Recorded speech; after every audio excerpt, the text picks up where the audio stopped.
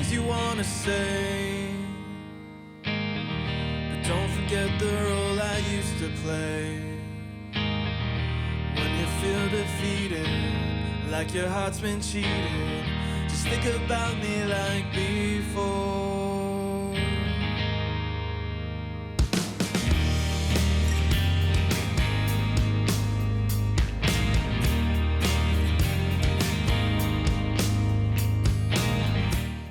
Hello, hello, hello, and welcome to the Leen Show, episode 13 of the Leen Show. Thank you guys so much for the support and, getting us here today. Kathleen? Yeah. What's up? Yeah, I'm doing good. A little bit of a husky voice today, so all of you ASMR fans are going to have a lovely episode for you today. Picked up a cold at Florida State University this past weekend. What? Okay, so you were at Florida State University last weekend. Yeah. How did that go? Yeah. Old Tallahassee. Yeah, man, it's weird. I got stung by a yellow jacket. Oh wait, that was Miami. We're doing this right. We're doing this right now. Dude, you want to do this right now? I literally wrote that joke down. And not only did I write it down, but my dad literally, my parents came up with it. Like, we were at the AirBnB in Tallahassee at Florida State for Parents Weekend. And Sunday morning, my dad was like, hey, Kathleen, I got to prep you for the podcast. And I was like, prep me for the podcast? What do you mean? And he was like, I need you to, come up with a joke about Miami, getting beat by Georgia Tech. Which also, it's kind of double. I'm this close to just excusing myself from this part of the podcast. So, okay. A couple of things. It's like a double amazing for me because obviously, well, it's triple amazing. One, I hate Miami because I'm a Florida State fan. Two, you love Miami, so it's funny for me. Three, I live in Atlanta, so I'm like, hell yeah, Georgia Tech. The Yellow Jackets are right down the street from me, literally 10 minutes away from me. But no, so Sunday morning, I wake up. My dad's like, I need to prep you for the podcast. And he's like, I got something for you. And I was like, what do you mean? Like, give it to me. And he's like, you need to have some sort of joke about Miami getting beat by Georgia Tech, throw in something about Yellow Jackets. And it was one of those things, and you hear writers say this when someone is critiquing your writing and they give you a suggestion.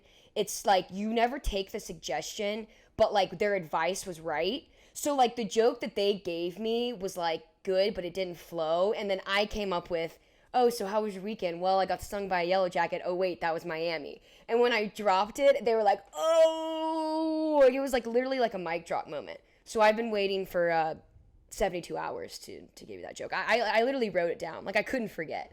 So thank you to my dad. I hope you laughed. Do you want to know, Kathleen, how many times randomly the last 3 days I've been in a good mood? And then I've just had a 1,000-yard stare for 5 minutes just thinking. And okay, we're not doing this right. Okay, we're not. Okay, maybe we will. We are doing this right now. How many did you get any texts about it? No, I didn't actually. Okay. Thank God. That's fair. My Twitter, which is mostly sports focused. Mm-hmm. I think every single account I know, right? I think every single account I follow on Twitter tweeted about it at least once. Because okay, fine. We're gonna get into it. I know okay, history. if you didn't know, do you know exactly what happened? Let me tell the boys. All right, guys. I know the spiel. So I don't know the coach's name, but it was Mario Cristobal. Yeah, so this is the second time he has done this. So let me I'm not a complete idiot when it comes to college football. So my dad asked me same thing in the kitchen before he told me about setting up this joke. He was like, "All right, Kathleen, you're in college football. You're the winning team. You're up a touchdown, you're up 3 points, whatever. You've got 30 seconds left on the clock. You've got the ball. What do you do?" And I said, "You take a knee." Even I know that. I said, "You take a knee." And he goes, "Well, what do you think Miami did?" And I said, "They threw the ball." And I was exactly right. And so, yes, one, I was pat on the back to me for I know that. But yeah. Okay, they ran it, whatever. But you take a knee. So this is the second time that this coach has made that same exact mistake. Correct? And that's why it's equally my dad was watching. My dad is so hilarious. He was watching YouTube videos of people that are big Miami fans that do a lot of Miami sports reviews. And I don't remember the guy's name, but his video went viral because he was just so pissed off about it. And my dad showed me a couple minutes of it. So we made a whole weekend out of it. We made a whole weekend out of Miami losing. Yeah. So I'm glad. for the YouTube watchers, it's literally number like it's written down on my list that says pod. That was my first. So when you say it's the second time he's done this before, you're referring to he literally could have won the game if he did nothing. Yeah. But because he's a moron, he just decided to just run a play that he did not have any business running. Correct. And they gave it to a true freshman running back who fumbled. Arguably didn't even fumble. His elbow was down. That's neither here nor there. And then, yeah, the team was in such shock that had just happened that they just forgot how to play defense and gave up like a Hail Mary touchdown. Correct. Yeah. That is correct. Yes. So do you think like he's gonna? And again, like we don't have to sorry, tongue tied. We don't have to dive too deep into it. Do you think he's gonna get fired? Like, do you think he's gonna get fired for this, or are they just like Miami's not that great, so they're just like whatever? I know it's gonna screw up. Like, I know it's gonna screw up. Are we like fighting words? Like, are we Am really? I gaslighting you? No. Look. He's not gonna get fired just because of that. Because it's a lot to explain, but he's like a very, very good recruiter. And actually like fun fact, like a day after that, he got a recruit from like a top 100 wide receiver to commit to Miami. So he's going to be transferring. He's going to be transferring now. You don't know that, Kathleen. He could really like the weather in Miami. I don't know. You don't know that. Look, here's the deal. All right, guys. I've been a Miami fan since 2009. The team has given me nothing but disappointment my entire life.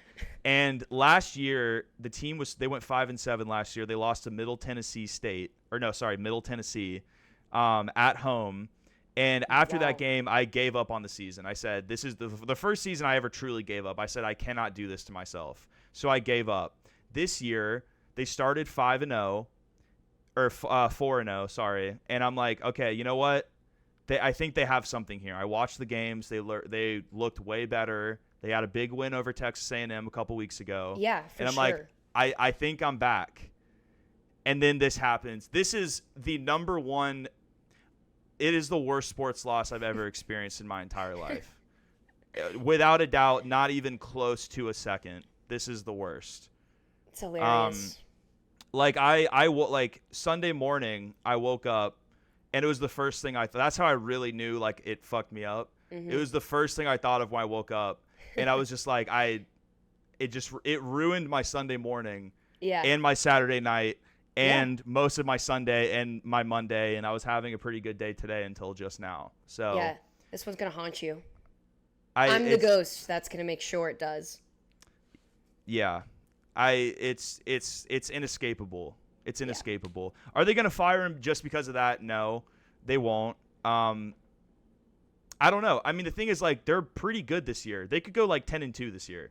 Yeah. And that would make it like even more frustrating.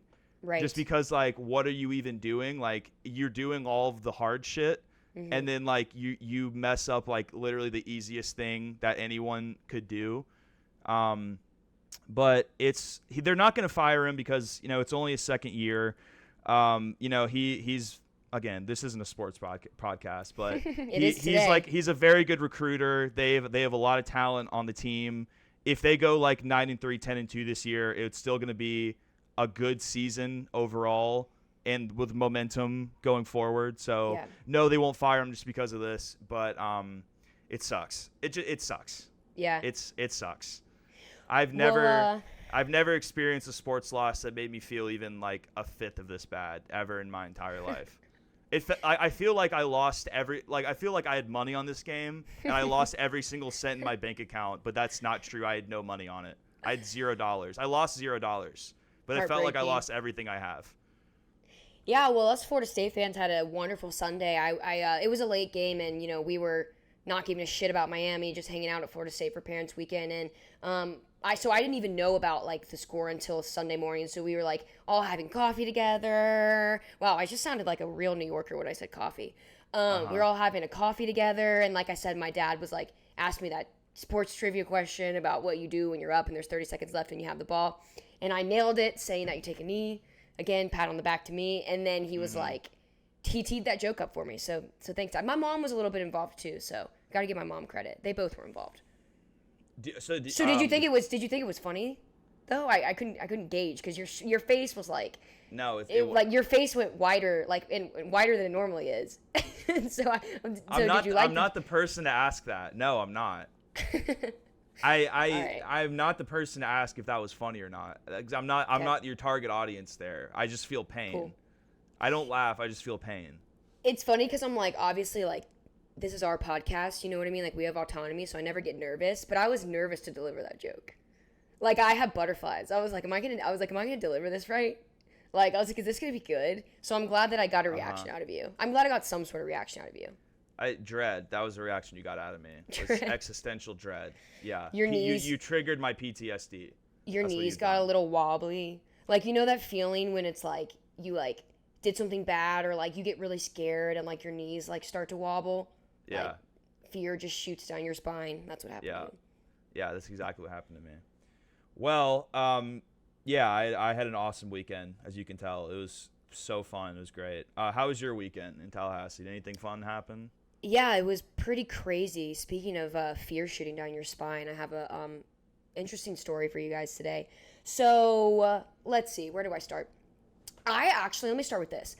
I kind of felt like a celebrity this weekend because of like how much I traveled, and I really like have respect for people that like influencers and just like people that like travel all the time because I'm freaking exhausted. So Friday night I drove from Atlanta to Tallahassee because my sister is a senior at Florida State University and it was her last parents weekend, and so I was like, all right, hell yeah, let's send it, go ball out in Tallahassee. So me and Sam, my boyfriend, drove to Tallahassee from Atlanta. It's like a 4.5-5 hour drive. I then did parents weekend in Tallahassee, which is crazy.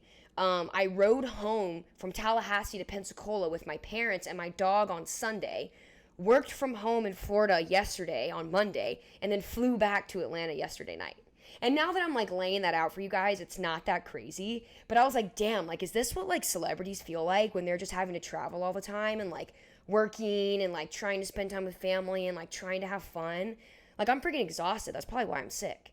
But no, it was a great weekend. Like, Tallahassee is, I mean, dude, it gets crazier and crazier every year. Like, it gets, I mean, I've been back a couple times since I graduated back in 2020. Like, God, it makes me feel so old. It's about to be 2024. I've been back every year, like, for a game, and every year I'm like, this town just gets crazier and crazier. So this is my story.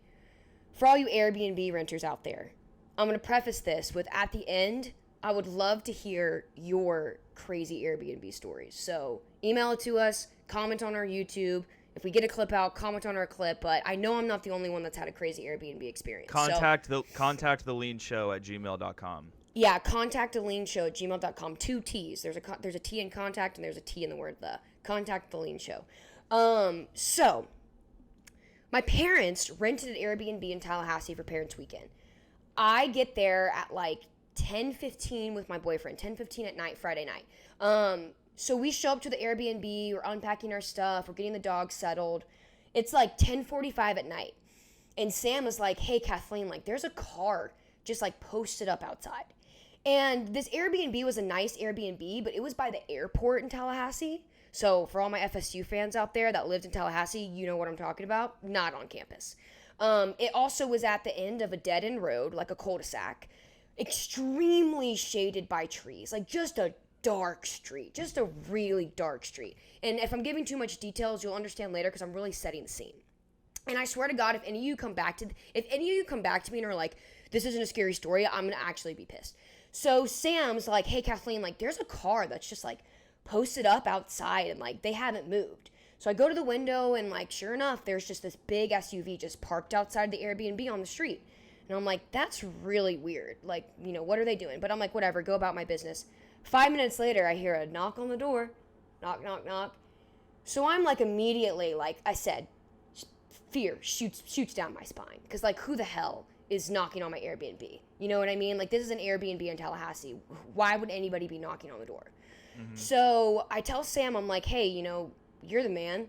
Like, go and look out the window and see who the hell is there. Because he's looking at me like, are you going to do something about this? And I'm like, are you going to do something about this? Like, we all know I'm the muscles in the relationship, though. Sorry, Sam, when you hear that, he's probably going to be like, don't say that about me, but it's true. I'm the muscles in the relationship, right? If we're in a situation, it's on me, you guys. It's literally on me to like protect me and my boyfriend. So he looks out the window and he's like, Kathleen, there's a man standing at the door. And I'm like, are you effing serious right now? And he's like, I'm not kidding, like whatsoever. So he's terrified. I'm terrified. I go to the door. There's like a stained glass window, you know, sort of thing. Like one of those like windows where it's like you can see the person, but it's like distorted because of all the weird glass shapes. But he just wasn't someone that looked friendly. I'll just leave it at that. Okay. And so I'm like, hi, can I help you? Like I work at fucking Chick-fil-A or something. I'm like, hi, can I help you? And he's like, yeah, I'm here to check out the house. And I was like, what? And he was like, I rented this Airbnb. Like, I'm here to check in. And I was like, okay, well, there must be a misunderstanding because I'm standing on the other side of the door right now, man. Like, this is my Airbnb. I'm here. And the door is not open. Like, the door's locked. We're just talking through the stained glass window. So he gets fired up immediately. And it's like, well, what's the host name? What's the host name? And I'm like, at this point, I'm like fumbling around my phone. Like, my mom booked the Airbnb, so I don't have the freaking reservation. Like, I don't know the host name. My mom just sent me the address, and me and my boyfriend showed up. And so I'm like fumbling around my phone, and he's looking at me like I'm gonna solve the situation by opening the door. So he's like getting all pissed immediately. He's like, I need you to give me the host's name. Like, who's the host? And I was like, I'm not telling you. And he's like, did you rent this Airbnb? And I'm like, yeah, dude, I'm literally standing in the Airbnb. Like, what are you talking about? Also, for additional context, my car, my parents' car, and my sister's boyfriend's parents, who were also staying there, all of our cars were parked. Like, it was very clear that, like, that we were staying at this Airbnb. So he starts freaking out on me. Like, he's, like, you know, trying to, like, open the door. Like, he wasn't, like, aggressively trying to open the door, but it was obvious that, like, he wanted to get inside. So I just told him straight up. I was like, dude, like, I'm not opening this door for you right now. Like, my parents rented this Airbnb. Like, I'm calling my parents right now, and, like, we can get this sorted out. So then he hits me with well, I got my kids in the car. You know, we just drove 5 hours to be here. You know, my kids are in the car. I'm like, oh, God. Like, the kids' excuse, right? So I look at the car. It's so dark on the street, and the car has blackout windows. I can't see a single thing inside the car. So, like, I didn't see a family. I didn't see a wife. Like, if I would have, it probably would have put me a little bit at ease, right? Because I'd be like, okay, like, there's obviously a misunderstanding with the Airbnb, which there was, but it doesn't change the fact that this grown-ass man is just literally loitering outside my Airbnb trying to get in. So I'm, like, on the phone with my parents. I call my parents immediately. I call my dad. I'm, like, shaking. I'm like, Dad, there's a guy standing outside the door. You know, he's asking about who rented the house. He says that he rented it too. He's trying to get inside.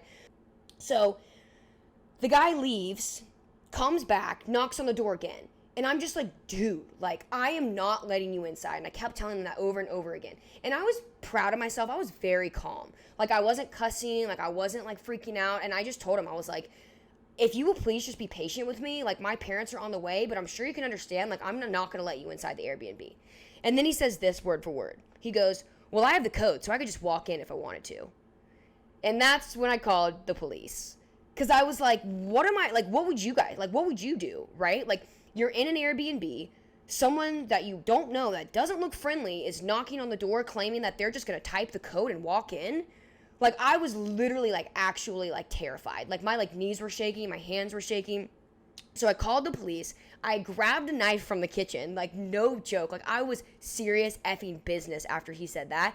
Thank God. It was a nice Airbnb. So they had a whole Cutco selection. Like, I had my pick of the crop. So I grabbed a big butcher knife. I'm holding the butcher knife in my hand. So I called the Tallahassee police.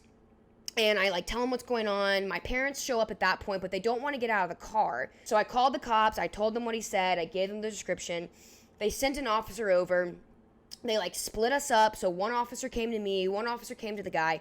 Turns out he was telling the truth. And he really did have his family with him. And it was just, like, a misunderstanding. Like, the host used, like, a third-party manager, you know, to book the Airbnb. My parents booked it first. His family booked it first, too. But the sheriff was like, you did the right thing. Like, you definitely should have called us. So long story short, it was a terrifying experience. I almost stabbed somebody because, like, it was one of those moments, and, like, some people have, like, flight or fight responses. I'm a fighter. Like, I'm not gonna run away. I'm a fighter for sure. So I was already in my head, like 3, 2, 1, mapping out, like, all right, the second the door opens, I'm going in with a knife, right? Like, I'm going straight in with a knife. Like, this guy is not getting in this Airbnb. Like, he's not hurting me or my dog. I have my French bulldog with me. So long story short, the cops show up. They take him to the side. They, like, didn't let us talk to each other. Like, they didn't let us get anywhere close to each other. They, like, you know, got him settled down, got me and my parents settled down. And the host finally, like, got in contact with them and, like, got them a hotel. And they, like, you know, ended up just leaving. But this was, like, a 2-hour altercation. So we showed up at 10:15. He showed up at 10:45. The cops left at, like, midnight. Like, literally, it was so effing terrifying. Such a horrible experience. Like, I haven't done it yet, but I'm calling Airbnb, like, in a couple of days so we can hopefully get our money back. But long story short, pretty crazy. I almost stabbed somebody, and I'm going to put it on the audience now. If any of you guys have ever had a crazy Airbnb experience, let us know, because I'm not the only one. That was my first time, though. That was my first time, but I know that, like, I'm not the only person that's happened to. And the sheriff said, too, he was like, you guys would be surprised, but, like, this happens all the time in Tallahassee. Like, he was like, we get called all the time about this. Like, and there's just, like, a misunderstanding with the booking. But I'm like, dude, who, like, has the balls to be like, I'm just going to walk in? Like, and I guess it's because I look young, you know, and, like, I'm just a little blonde girl, right? Like, I'm just a little 130-pound blonde girl, you know? And he's just, like, going to walk into my Airbnb? Like, what's that going to solve? Like, are you going to throw my bags on the street and, like, throw your bags in the Airbnb? Like, he was just an asshole. So, anyway, I made it out alive, and I just wanted to share that on the pod today. I wanted to share my trauma on the pod today. Interesting. Yeah, that is terrifying. That was a rant, sorry. No, you're good. That was good.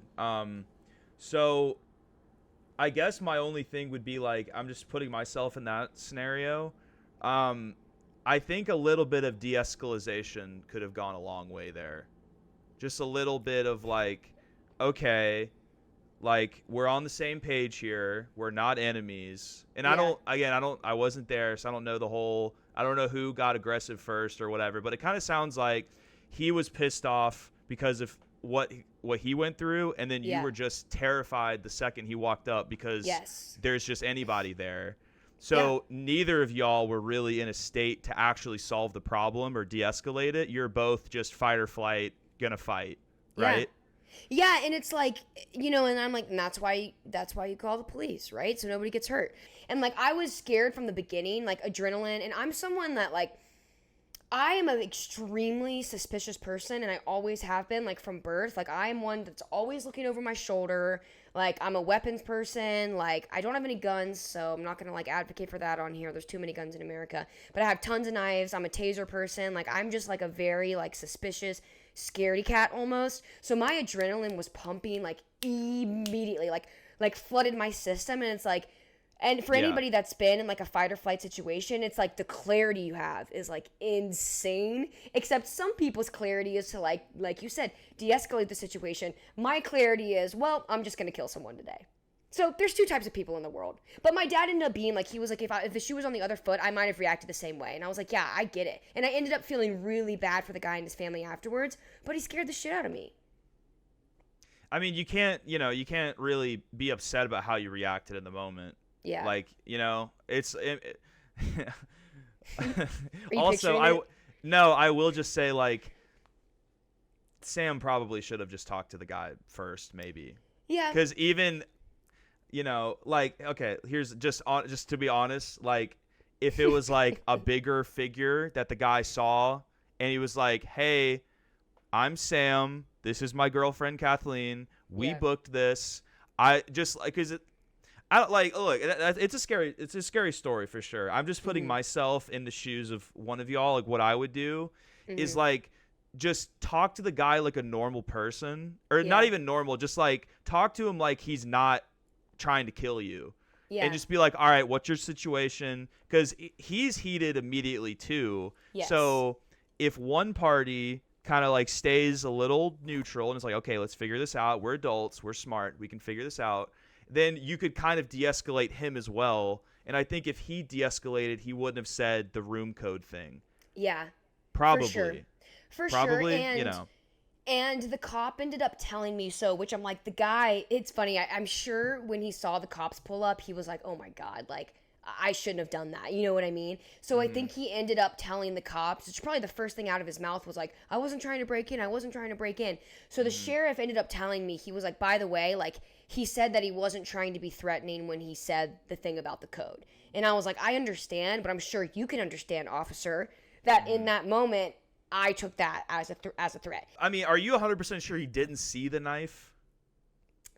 Because that would also, like, from that guy's perspective, like, whoa, okay, all right, like, I'm not gonna get stabbed in front of my family. He probably did, because like I said, like, he came up 2 separate times. So, like, he knocked the first time, we had our discussion, I told him I was calling my parents, he walked away. He came up again and knocked again, and I was like, dude, like, what is me letting you into the house going to do? Like, that is not going to solve this problem, and I am not letting you into this house. So he could have seen it, he could have not seen it, like, I don't know. Like, hopefully he did, and that's probably why he, like, got back in the car, and then I just called the police, and once they got there, I was like, thank effing God. But it was just it was crazy, man. Like, it took me, like, hours. Like, it took me probably till, like, 2 a.m. for, like, my, like, body to, like, calm down, you know? Like, it was just such a big surge of adrenaline. And I didn't even sleep well. And it sucked too because there wasn't a safety lock. Like, the code was the only lock. I think he just wanted to see a football game, and he drove, and he worked like a full shift, and then like got in the car with his screaming kids, and had to. Are we there yet? I have to pee. Can we stop at McDonald's?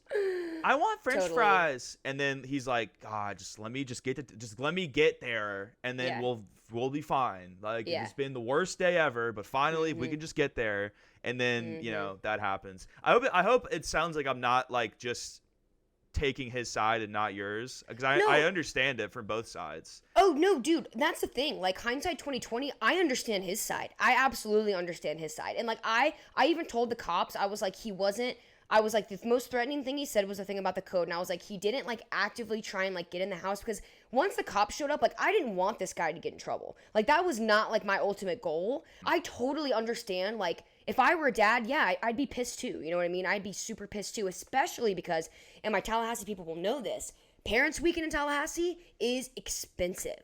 The hotels are outrageous, and people literally book hotels and Airbnbs upwards of a year in advance to go to Tallahassee Parents Weekend, to go to Florida State Parents Weekend. It's the biggest weekend of the year. It's the busiest weekend of the year, and hotel prices are absurd. So I wouldn't be surprised if him and his family had to book it to like Bainbridge, Georgia, like just to find a hotel that had vacancy. So no, I feel bad for the guy. I know he's not listening, but hey man, if you ever hear this, or if you ever see it, we're cool. We're cool. And if I ever see you again, we'll shake hands over it. Because I'm like, your fucking face is burned into my fucking brain because you scared the shit out of me. All right. So what was, so besides I was going to attack the guy, what was Sam's take on like the aftermath of this? Was that it? Was that the only take he had? Like, I would have fucked him up if he came in. That's it? Yeah, that was pretty much his take. Okay. Yeah. I think he just he was fine afterwards, you know what I mean? I was the one that was like, oh my God, I need to, you know, calm down. Yeah. But everybody's different. You know, some people are really calm in those types of situations. Like, some people get scared shitless. Like, it's just like, you never know what you're going to do. You never know what you're going to do when your like adrenaline starts pumping. Yeah, I think I would be very curious to know what his move would be. Because okay, look, like, I've been in bar fights in my head about 1 million times, and it's always like, he's going to run up on me, I'm going to throw this elbow just like this, I'm going to throw him against the wall, you know? Like, I'm curious how that fight would have played out in his head, ideally. Yeah. You know? I'm curious what moves he would have pulled, you know? Did you just go straight for, like, a nut shot, you know? It's a street fight, you know? Like, hell yeah. Gouge his eyes, you know, something dirty like that, you know? I don't know. Yeah. I don't know either. Only one man knows the answer to that. And he may or may not be in the corner right now. No, he's not. Waiting. He's not in the corner. He was in the bathroom because I heard something in the bathroom, and I was like, "Oh my God, who the fuck is in the bathroom now?" That's hilarious. So you can answer this. Where was he in relation to the door? Was he even in a ideal position to make that attack, or was he just like in a corner? No, he was just like it was like I was standing like at the door, talking through the window, and he was like a couple feet behind me, probably. He was waiting to jump into action. Was he pissing his pants behind him? Was there a stain around the crotch area of his khakis? Oh no, but I was getting close. I was getting close to that point. Yeah, it was pretty terrifying. Yeah, well, that's a crazy story. I would like to think that I would be a little clear-headed and de-escalate in that scenario. Yeah. I think I would know, like, all right, you play a numbers game, and you're like, all right, what are the odds that this is just like some psychopath who just wants to murder me tonight? Yeah, or exactly. That he's probably telling the truth. Exactly. And here's the thing, and like I said, I'm a suspicious person by nature. I was like 90% believe, like I really was like 90% there with this guy.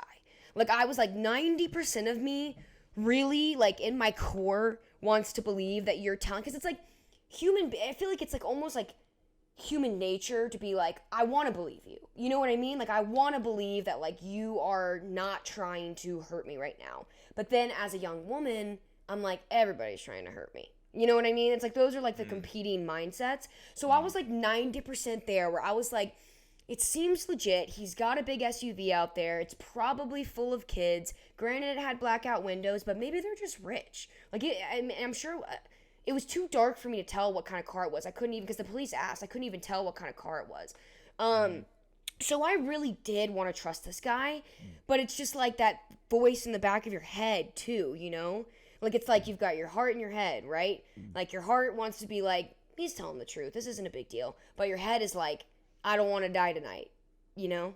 So it's like, but I really was, like I was 90% there with this guy, but the 10% of me was like, I can't trust him. And I'm not opening the door because again, like logic-wise, like I did not have the Airbnb reservation. And ultimately, looking back, like I said, hindsight 2020, that's what he wanted. He wanted me to prove that I also rented that Airbnb. But I'm like, dude, even then, like me letting you in is not going to help with that. Like I don't have the Airbnb reservation to show you right now. Like I really just need you to hold on and wait until my parents get here. And he did. Like it was just aggressive in the moment. So, to all of our listeners out there, I hope you thought that story was entertaining. I hope that you were thinking about what you would do if you were in that situation.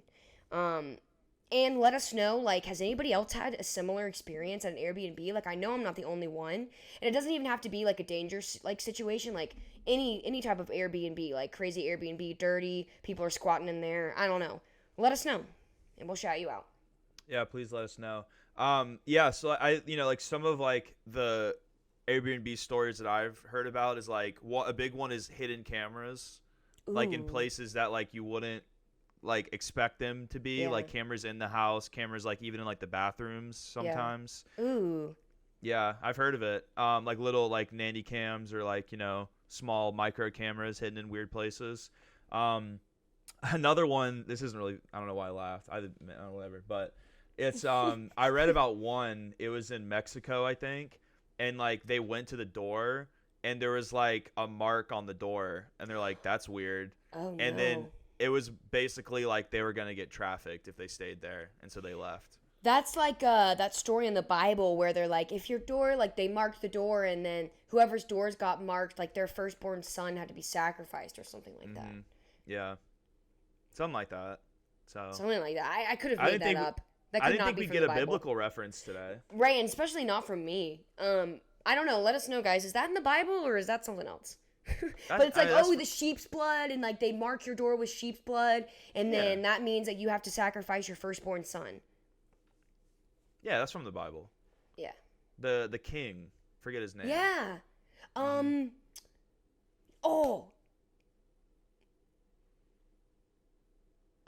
not. This is really good radio. I don't know. Fuck, I don't know. It was the bad king. I'm scared I'm gonna, like, guess a king that's, like, these days, and people already, like, shit on me for being dumb, so I'm just gonna shut my mouth. Like, oh, it's King George, right? Right. So, yeah, the tyrant King George. No. Is that from Hamilton? Yeah. Nice. Yeah. You ever seen that Trisha Paytas clip where she's like, talking about Hamilton, and she's like, and she like sings a song. She's like, yeah, it's Hamilton, and it's like the preamble, but she didn't know that that's what it was quoting. No, but that's hilarious. No, that's hilarious. Yeah, I'm a big Hamilton person. I love it. It's my favorite play. I know every word. Cool. Yeah. All right, you want to go to the other call? Yeah. I was waiting for a clean break. That's the best we'll probably get. Do you think that was a good story? Yeah, that was good. Yeah, it was good. I mean, like, you can't really say in retrospect like how either of y'all would have reacted. Again, I would like to think I'm trying to think like what I would have done. I probably would have tried to de-escalate it to a point where I wouldn't let the guy in, but I would have stepped outside so he could see my face, and then I could see his face and kind of like maybe like give him a handshake, like, hey, let me introduce myself. My name's Lee. I'm a normal person. You seem normal. Yeah. You know, and then even then maybe like I could be able to like see like kids in the car if I was outside with him, and that would kind of build up his story a little more. True. But yeah, that's if I would have predicted how that would have played out with you two guys, that's exactly how I would have thought it would. Oh, yeah. So Kathleen, that's a crazy story. I'm sorry that happened to you, or maybe it's good that happened to you because it's content, you know. Life is content, you know. But So speaking of just making content out of life events, I'm about to show you and again, let me just read some of the reviews. I'm about to read you a sports article from 2009, which doesn't sound very interesting on the front, but here are some of the reviews about this article, and I'll give the context and then we'll read it together.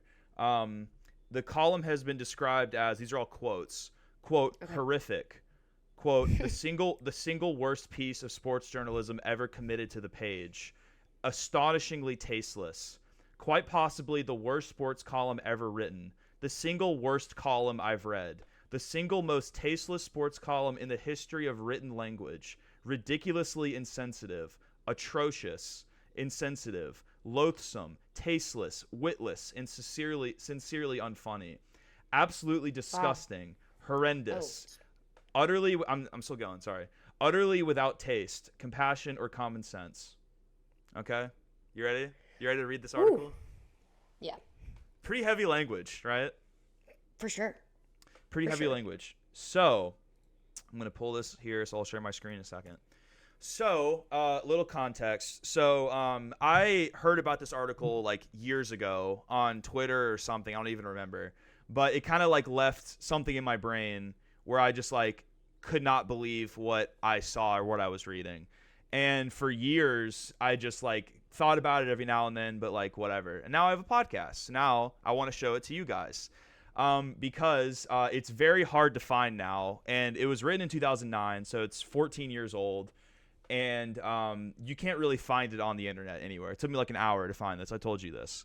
Shout out the Wayback Machine. If you don't know what that is, it's like an internet archive that archives like things that existed once on the internet but aren't alive anymore, because this article is like nowhere to be found, for good reason. You'll see why. But it is something that I want to talk about because it's very bad, but also it's about a very bad situation. But we can just take a second to laugh about the article. I hope we can. So a little backstory. So in 1991, there was an 11-year-old girl named J.C. Duggar who was kidnapped in California. And I'm not going to get into all the details. You can read a Wikipedia article about it. I think it's just called like the kidnapping of J.C. Duggar. Let me sure I get her name right. Yes, J.C. Duggard, Dugard. She was kidnapped in 1991 at age 11, and she was held hostage until 2009, so 18 years. Mm-hmm. Basically, there was a crazy guy who like would take meth and like do crazy stuff, and who was her captor. And basically, like the police almost solved this case like multiple times, but like they just didn't until 2009. So she was held captive until she was 29 years old. And thankfully, you know, if you can take any silver lining out of it, she was freed in 2009. It was a big national. Do you remember this? Are you familiar with this? Yes, I know. I'm not familiar with the sports article or the article you're going to talk about, but yeah, I remember this case because Oh I wow. mean, we were Okay. basically Cool. almost the same age as she was when she was kidnapped. So like my parents were like, snapping into like, oh, this is how you don't get kidnapped. And then I remember when they found her. Like, I totally know this case. Okay. That's even better. Great. Okay. Well, if you didn't, that's this all the summary I'm gonna give. I'm gonna leave out some of the details. You can find it yourself. So, here we go. All right, I'm gonna share this with you. So that's the context. In 2000, she like wrote a book. She sued the state of California. She got like $20 million. Good for her. Hell yeah. And so yeah, so around the time I think right after she was freed, Mark Wicker, this guy, Mark Wicker, wrote, he's a sports columnist for the OC Register, the Orange County Register in Orange County, California. And he wrote an article, as you can see right here. They'll be able to see it on the screen too. One of the things with Wayback Machine is like it archives what the website looked like in 2009. So it looks like this. They'll see it. But it looks like very old school internet, like whatever. So here we go. All right, I'm gonna try to get through this. The headline is many odd things have happened in sports the past 18 years. Wicker column. Here's a primer for someone who has missed nearly 2 decades. Now, Kathleen, right below his headshot here, what do you see? Can you just read what the two highlighted articles say? Oh, God. Yeah, so the first one says, click here to read Mark Wicker's apology for his column on J.C. Duggard. Yikes. The second link says, editors share responsibility for inappropriate column. Yeah, so what's so inappropriate about it, you may ask? Well, let's take a read, all right? It doesn't sound as if J.C. Duggard got to see a sports page. Box scores were not available to her from June 10th, 1991 until August 31st of this year. So this was written a week after. She never saw a highlight, never got to the ballpark for beach towel night, probably hasn't high-fived in a while. She was not allowed to spike a volleyball, or pitch a softball, or smack a forehand down the line, or run in a 5-footer for double bogey. These are sports references. Now, that's deprivation. Can you imagine? Duggard was 11 when she was kidnapped and stashed in Philip Garrido's backyard. She was 29 when she escaped. Penitentiary inmates at least get an hour of TV a day. Duggard was cut off from everything but the elements. How long before she fully digests the world she re-enters? How difficult to adjust to such cataclysmic change? More than that, who's going to explain the fact that there's a President Obama? Duggard's stepfather says she's going to need a lot of therapy. You think? That's in the article. So perhaps she should take a respite before confronting the new realities. So, JC, whenever you're ready, here's what you've missed. Barry Bonds, who was just leading the Pirates to their second NL East title, wound up breaking Henry Aaron's home run record. How does such a skinny guy manage that? We'll deal with that later. Well, actually, some baseball players began taking drugs in order to hit more home runs and throw faster fastballs. Football players who had cornered the market on most of their drugs, began driving drunk, slapping their wives, selling drugs, and killing people. The baseball players caught more grief. Michael Jordan did in fact win these are all very dated references, but like you know, Michael Jordan did indeed win the big one and 5 others. Yeah, this golfer really is named Tiger Woods. Stock car drivers now marry international models and are invited to the White House. Domed stadiums like the ones in Houston and Minneapolis are considered obsolete, or at least unfit for baseball. John McEnroe became a respected television analyst, just as tennis adopted a replay system that eliminated the need for McEnroe to argue. It's just all this. It's just like a list of sports things. Okay. For the most part, fans have stopped doing the wave. In fact, you don't see many beach balls in Dodger Stadium or Angel Stadium anymore. You disappeared a couple of months before John Daly came into our lives at the 91 PGA. Who's John Daly? Never mind.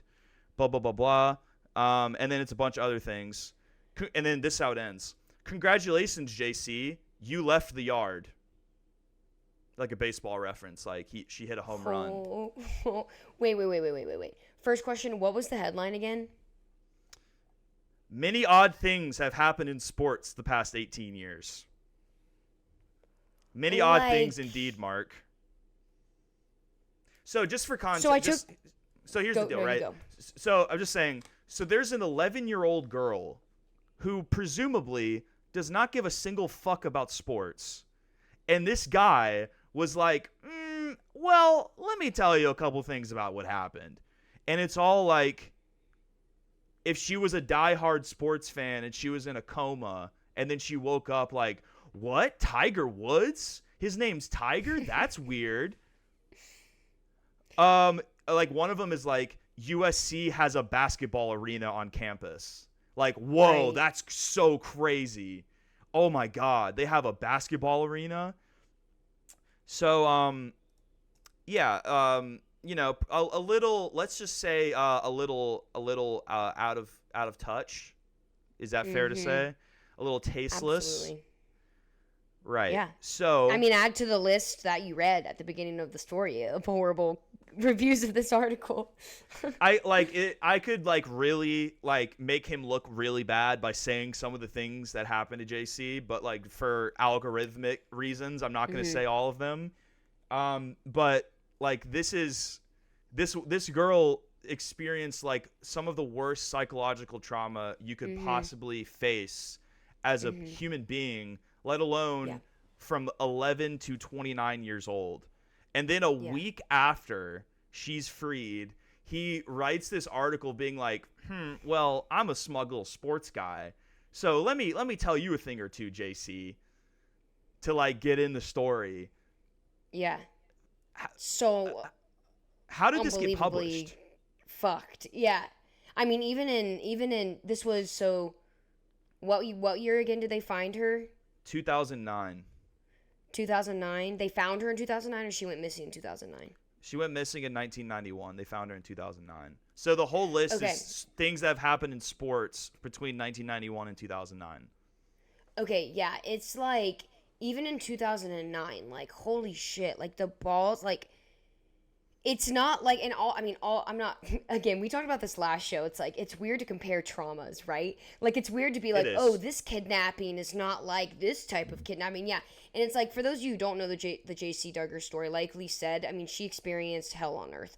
And it's like, this guy is just like capitalizing like on her horrible, horrific, traumatizing experience. And it's not even a good, like, it's like the most arbitrary sports facts like just strung into an article. Like, I hope he got like I hope he got sued or something over this. I mean, I don't know what you could, I always jump to that. I'm like, sue him. I don't know what you could sue him for, but I don't know. I don't know if you could sue him necessarily, because like he's not lying. It's just like one of the most horribly tasteless like things that you've ever seen. Again, I can read some of the reviews. Let's go back to this. Horrific. The single worst piece of sports journalism ever committed to the page. Astonishingly tasteless. Quite possibly the worst sports column ever written. Yeah, just the single most tasteless column in the history of written language. Yeah. Probably true. Probably true. Yeah, so that article is like almost impossible to find on the internet because they're so embarrassed by it. Rightfully so.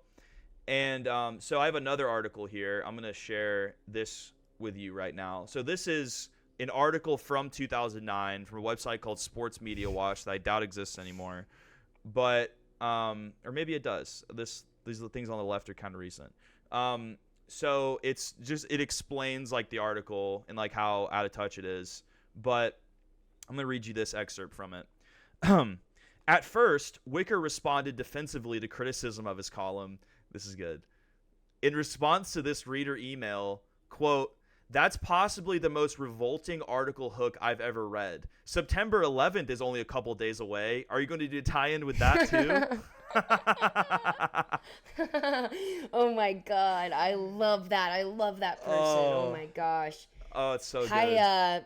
5 out of 5 star trolling right there. I mean, I know, it's positive trolling. There's negative trolling, there's positive trolling. That's positive trolling right there. 5 stars. It's You're going to do a tie-in with that too. Well, so his response to that was, The revolting thing is that you would equate a column that celebrates the release of J.C. Duggard and tries to put the length of her 18-year kidnapping in a context that everyone can understand with a terrorist attack that killed 3,000 people. And then you draw a value judgment about me based on such a preposterous parallel. So this guy thinks he's smart. This is a smart guy we're dealing with here, right? He's busting out preposterous parallel, you know? Yeah. This is a smart guy, not smart enough to, you know, have any sort of sympathy, or, you know, anything like that. But he's just a smart guy. He's one of the smartest people you probably ever see. Then, this is from the article. Then late Wednesday, Wicker apologized for the column. Took him 2 days to apologize. Took him 2 days to apologize. 48 hours. And then late Wednesday, Wicker apologized for the column. Quote, it's impossible to unring a bell or to bring a column that has already been transmitted. In many ways, the damage is done. I'm hopeful that I can be forgiven for this lapse of professionalism by those who are affected most profoundly. I'll try to earn back the trust of these customers in my future endeavors. The apology, which is already up on ocregister.com, will be printed on the front page of tomorrow's sports section. Again, not anymore. So because they deleted it. What's missing from that apology is, like, don't apologize to us, you piece of shit. Apologize to JC and her family, you fucking piece of shit. I hope this guy's dead. Oof, Correct. Sorry. Should we Google him? Yeah, see if he's dead. Let's see what Mark Wicker's doing these days. Sorry guys. I'm just kidding. He's on Twitter. I'm too. Oh. Check it out. Of course he's on Twitter. Yeah, there he is. Of course he's on Twitter. He wrote a book. Yeah, he wrote a book. Oh no. Is it about this article? He writes a book about releasing this terrible article. No, but this is even funnier. He's just like he's just like a very basic sports journalist on Twitter now. Like, okay, October 7th, 3 days ago, as of recording, he tweeted this. Fleming is absolutely right on this one. Arizona called needless and costly timeouts before field goals gave them a 20-14 lead on the first drive of the half. They will regret that. One like. You think the guy who liked that knows about that article? It's probably he has like a separate account that he uses to like stalk people or like his own stuff. And he probably just liked his own tweet. How many followers does he have? 4,400, which is not a lot. That's not a lot. Yeah. Also, I will say, he still has ocregister.com in his bio, so they didn't even fire him, and he still works there 14 years later. What? He's still working there? It's in his bio. I can't confirm or deny, but like It's in his bio, and he's I hope still he's making pennies on the dollar. Yes, no, it's in his bio. It says sports columnist for Southern California News Group. That's probably like the conglomerate that owns OC Register or something.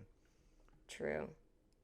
So that's what I was honestly kind of hoping, was that like he writes this article and he's like, guys, I just hope that you can find it in your hearts to forgive me. And then a day later, he'll be like, USC's basketball team, here's a preview of what I think they're going to do next year. And he's like 6'4" guard John Johnson looks really good in practice. It's just totally goes back to like 100% sports. You think he ever got political after that again? No. I mean, this guy, he's probably like a sociopath or something. Honestly, no. He's not smart enough to be a sociopath. He's probably just like... What makes you say that? He's probably just he's an AI, an actual idiot. I said that in front of my mom over the weekend, and she like actually thought that was pretty funny. I'm gonna start using that now. That's my abbreviation AI. It stands for actual idiot. You guys can use that. You're welcome. Okay, I do like that a lot. Yeah, so that is what's widely considered to be the worst article ever written and published in a newspaper. And it's so crazy. I wish that and I'm sure it is in some journalism schools, like that does need to be taught in journalism schools. To be like, this is the worst thing you could possibly do. You could work for 40 years, 45 years, and you could write every single article that pops in your head, and you will never write anything as bad as that. You will never write anything ever. Because if you have any sympathy in your heart, then you're not going to write that. So yeah, and it's like it's funny. I mean, this is kind of a segue off of this, but I'm like, in journalism school, are they teaching? They're like, all right, guys, this is what happens if one of your articles get canceled. You know what I mean? Like, do they teach strategies in like journalism school now for like handling like really, really, really negative feedback? Or is it more of like a proactive approach where it's like, here's how you can avoid getting negative feedback, you know? Because it's like, these days, you gotta be careful. I was just saying, these days, you gotta be careful. Everybody's out there getting canceled. Well, it's more of like I only got as far as like teaching like the basic stuff, maybe like at like a master's program, they get into something like that. But like what they teach you is essentially like you are like, even like if you're so he's a columnist, right? So he writes columns. That doesn't mean that he can write whatever he wants and then just give it to somebody and then they're like, okay, cool, and then just goes right on the newspaper, because he has an editor that is supposed to read that and like give him feedback. So it's also on the editor. It's also on the editor-in-chief, not like the editor that dealt with that article, because the EIC probably won't personally edit every single article that goes. And this is also when newspapers were daily. This is in 2009. True. So like there's a lot of articles being written on, and that's probably how it slipped by, is just like, oh, you know, we need some article for this, and maybe like the editor barely read it and just kind of pushed it through. But like there's structure in place so that doesn't happen. And the other thing also is like, even before all that, you know, traditionally the way it works is you're supposed to pitch your stories. Right. How do you pitch that? Is your pitch like, okay, so you know how like that girl like is 29 and has 2 children with her kidnapper and you know, was in captivity for 18 years? What if I told her all the sports things that happened between now and then that she needs to catch up on, and I write it in like a tongue-in-cheek way, ending with a joke, like a baseball pun about like how awesome and funny it is that like she's free now? And they're like, yeah, that works. Yeah, this reminds me of what we talked about. I don't know if this was episode 12 or episode 11 with like was it episode 12 with the really bad Rolling Stones article? Or was that episode 11? Yes, that was 12. Matter. That was 12. Yeah. Whenever me and Lee were talking about like the Rolling Stones article, and it's like, this is just examples. It's like someone's not doing their job, you know, like this slipped through the cracks, right? Or that's what you want to believe. You want to believe that this slipped through the cracks, and it's not a case where it got approved, you know, 3 levels up, you know? Like, I want to believe that someone was feeling lazy, and they were like, you know what? Like, I'm not going to do my job today. I'm just going to approve all of the articles. I'm going to trust my editor. You know, I'm going to trust my writers, blah, blah, blah, blah, blah. And then you end up with a shit show like this, just like the Rolling Stones article with the decapitated kids. Yeah, literally. So what's even crazier is, so like, you know, journalism's like kind of dying. Shocker, I know. But like in 2009, the difference between like the journalism landscape in 2009 and 23, here's the thing, honestly, is like the Rolling Stones article, it is still crazy they published that, but like it does make a little bit more sense because the staffs are gutted. Like they are a bare bones, right. Like most like newspapers like that, like they hire as few writers as possible because because they don't make enough money to have like a huge writing room. And so like these structures that have been in place for like 100+ years in newspapers are dying. Like that structure is dying because they can't afford to like hire people to fill all these different roles. And also they only make like 1 or 2 issues a week instead of like every single day because so few people like read a newspaper every single day. But the other thing is, in 2009, like there's no reason to write like a clickbait article in 2009, like from an internet perspective, because like Twitter barely existed. Twitter did exist, but it barely existed. Like Facebook kind of existed, but like it was all like personal friend stuff. Like, you know, in 2023, like, yes, you deliberately have people, our podcast does this sometimes, where we just say or do dumb shit to get people to say, well, we don't do it deliberately, it just sort of happens. But like, you know, like that's a thing, that's a strategy people use in 2023 is like write or do controversial things that they know will get people angry or like get people fired up, because then that's interactions with a post. and then they can brag. Can you look at, oh my God, how many quote tweets we had, how many comments we got on this article? But like in 2009, there's no reason to do that. Like this was, imagine just like literally imagine just like getting that article, like, oh, the paper boy drops it off and you're just sipping coffee and you're in Orange County, you're scrolling through the newspaper, and then you read this article, you're like, what? Yeah. Is this and real? It's like her story is like that doesn't happen. Like I don't know the percentage of kidnapped victims that survive and are found, but it has to be incredibly small.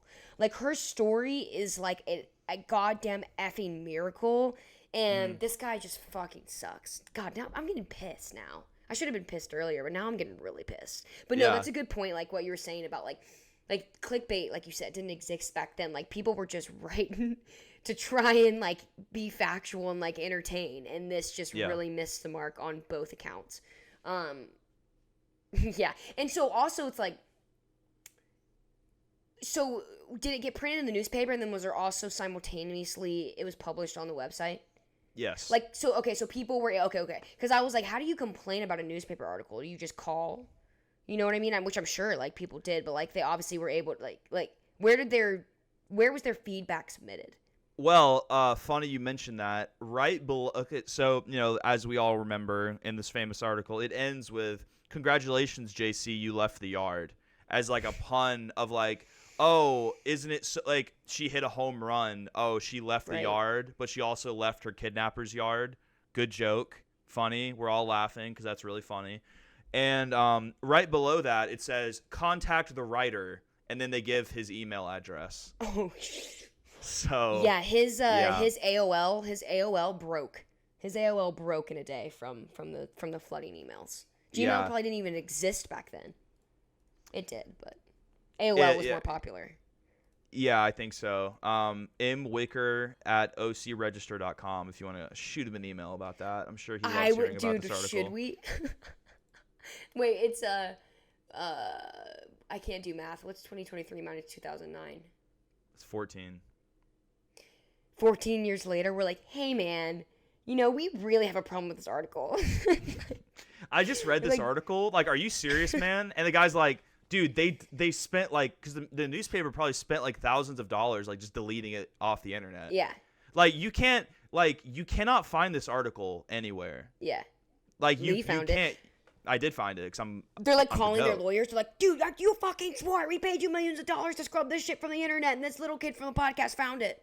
Not that you're a little kid, you're a grown man, but you did say in defense, Lee did say that this took you what, like an hour to find? More hours? An hour, yeah. Yeah, because which is still pretty impressive. Yeah, so like it's I had to use DuckDuckGo to find it, which is like the conspiracy theory search engine, because I was pretty sure like Google, like 99% of the time you can still find what you're looking for on Google. It's just like a little bit harder, but I had to use it because I'm like, okay, clearly like this is not. I'm not gonna find it doing this. So I had to go on DuckDuckGo, and I found it a little quicker. But like the thing is, and I'm not gonna really like get into it because it doesn't really matter. But like, you know, like I have my Gmail account, like my Google account, like so there's like a sync option on your Google account, so that like all of your bookmarks and like all of your passwords and everything like transfer over to all your accounts. Yeah. Well, like I had some like issue with my Google where like some malware or something got into my accounts, and so the only way to fix it was to unsync all my Google accounts. So I lost all my bookmarks. And I had this article bookmarked for years because I was going to make a YouTube video about it at least. And so I lost my bookmark, but I was like, oh, I'm sure I can find it. And I spent like over an hour, and I got like not even close. And finally, on DuckDuckGo, I found the article about him apologizing that was written 14 years ago. Like I found that article. And then from there, I could kind of like reverse engineer it with the Wayback Machine to finally find it. And I did find it. So, dude, you're going to get like a call from the FBI, and they're going to be like, hey, man, we want to offer you a job. Like, you know what I mean? Like your research skills. Like they're literally going to be like, hey, I know that like you've got this podcast and like that's really cool, but like America needs you. Well, I will respectfully decline U.S. government. You can't decline the FBI, dude. You can't decline the FBI. Are they gonna redact me? No, I'm just if kidding. I don't. Honestly, you're probably flagged for going on these sketchy websites. I mean, it's not like you didn't download Tor. Okay, but I'm not flagged. even, Kathleen, I'm glad you said that. I'm not even gonna lie. Like, one search that I had, because okay, here's the thing: is like, yes, it looks very bad out of context, like my search history doing that, because I'm just constantly I had to find the girl, because like I thought that would help me, like find like her name. So I was like looking up like kidnapping cases, and I finally I think found it. And so I'm just I'm looking up like OC registry kidnapping sports article, like all this stuff. And I will say I can't remember exactly what it was, but one of my searches like brought me to like a white screen, and it said like, this is a weird search, like verify that you're a human or something. It says something like that. I'd never seen anything like that before. Yeah. Yeah, you're definitely flagged. I'm probably flagged too though, because I think I've told you this before. I'm not gonna talk about this too much on the pod, but I'm like very obsessed. Well, there was okay. Quick 2-minute tangent. There were some big arrests in Atlanta like last week, 2 weeks ago. They're trying to crack down on like the 24-hour massage parlors in Atlanta that do what you can imagine 24-hour spa parlors do. And like human trafficking has just been a really, really big problem in Georgia and Florida. Yeah, if you're watching on YouTube, Lee showed you exactly what they do. And I have gone down rabbit holes of like Reddit and like review sites that are like not like Google or Yahoo, or like it's like backdoor like review sites where people are like talking in code about like different spas to go to.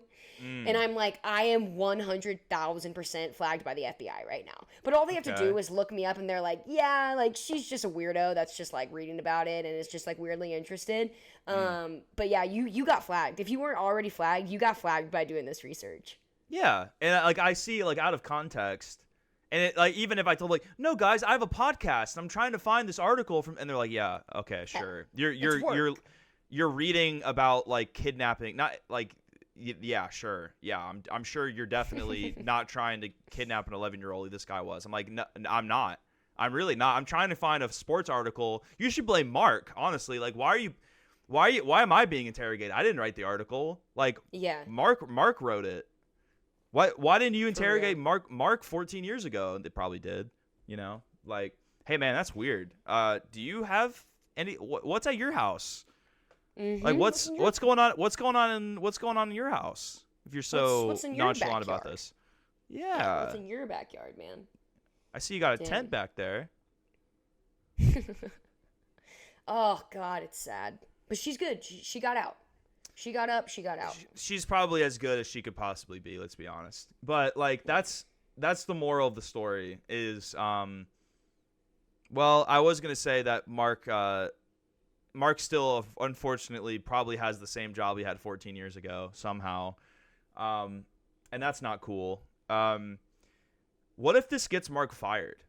What if like this clip You read my literal mind. I was like the voice in the back of my head was like, "Damn, are we gonna get Mark canceled? Like we're bringing this back around. Like we are bringing this back up again." Because he's somehow he survived that in 2009, and like people have brought it up since then. Because I wouldn't have heard about it if it just died in 2009. Like I heard about it like a handful of years ago, like when I was in high school, I think maybe early college. Yeah. And so people still know about it, but it's like it's very hard to find like actual mentions of it recently on the internet. Because I tried to look for those too, like when I was looking for it, and they're just not there. They just don't exist. So yeah. Well, it's easy. It's like SEO and everything. Like it's so like you can pay companies to literally like control what pops up on the internet these days. But yeah, that is crazy. We'll see what happens, Mark. We're coming for you, Mark. Mark, come on the pod and discuss your article. If that's the only way you're not going to get canceled from this. If you come on and, you know, wax poetically about how you don't feel sorry actually, and how actually it's everyone else who's sensitive, you know? That would get sorry, I just yawned weirdly. That would get us canceled. For platforming him? Yeah. Yeah, exactly, for platforming. Yeah, probably. Exactly. Probably. But what if we're just like assholes to him? We won't get canceled for that. Yeah. What if we're like, Yeah. what if we like described in detail, like, what if we like read her book out loud to Mark as he got on the Zoom call? Like, we're like, hey, we have this podcast. Do you want to come in and talk about like USC football? He's like, yeah, sure. And then I just pull it out like chapter 1, the kidnapping. And I read her book word for word until he leaves the call. Oh my gosh. Sorry, I'm not laughing at her. Obviously, I'm not laughing at her experiences. I'm just laughing at, you got to laugh in the States. The States look at you down. You got to laugh every now and then.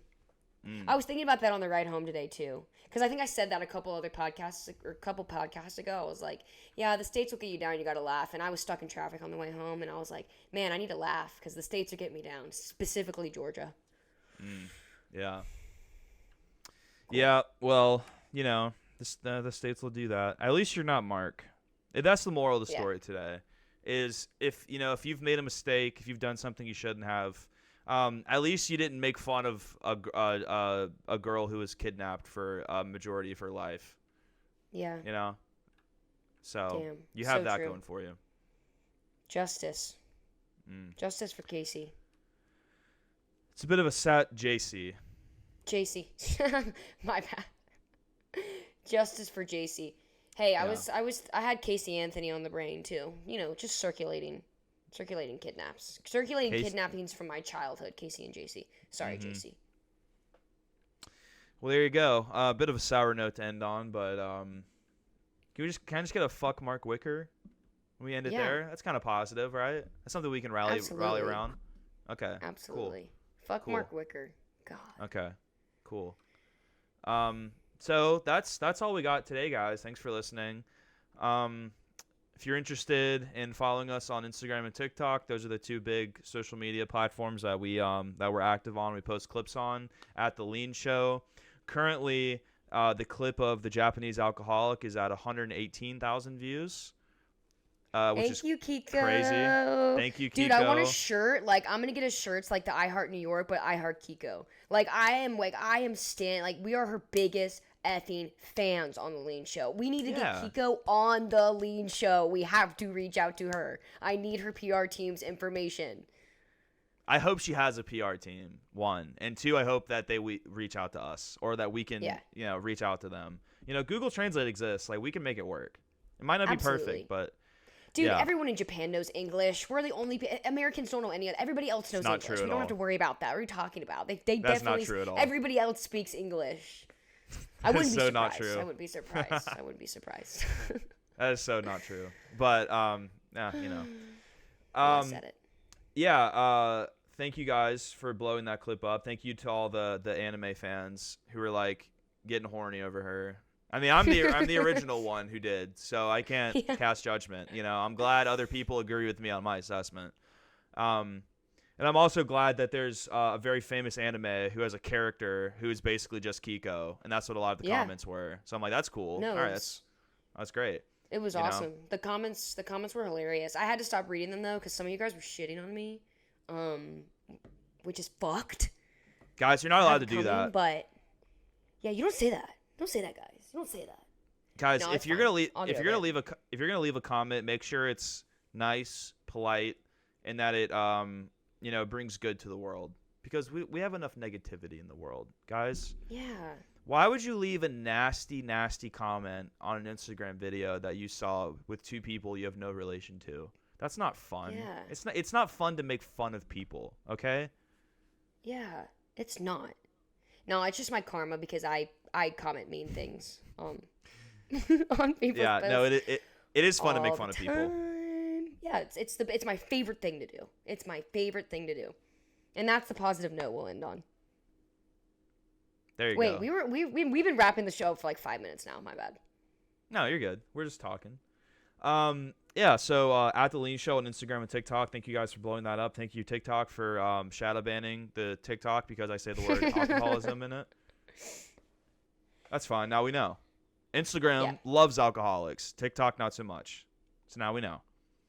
Yeah.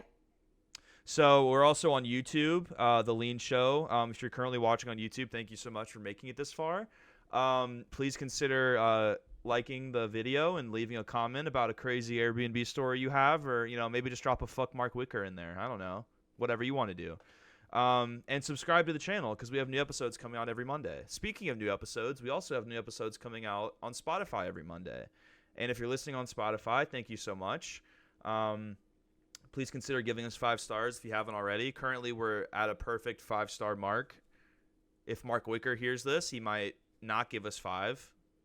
But that's okay. That's okay. So, thank you to Glazed Eyes for letting us use their single Way Down off their upcoming album. Go check them out on Spotify. And Kathleen, any last thoughts? No, man. Y'all have a good week. Or weekend. Whenever you're choosing to listen to the Leen Show. Well said. So versatile. Weeks are crazy. Aren't they so versatile? You know, there's like weeks and weekends. Like, man, it's crazy. All right. All right. Thank you guys for listening. Play us out. Glazed Eyes. Have a good one, guys.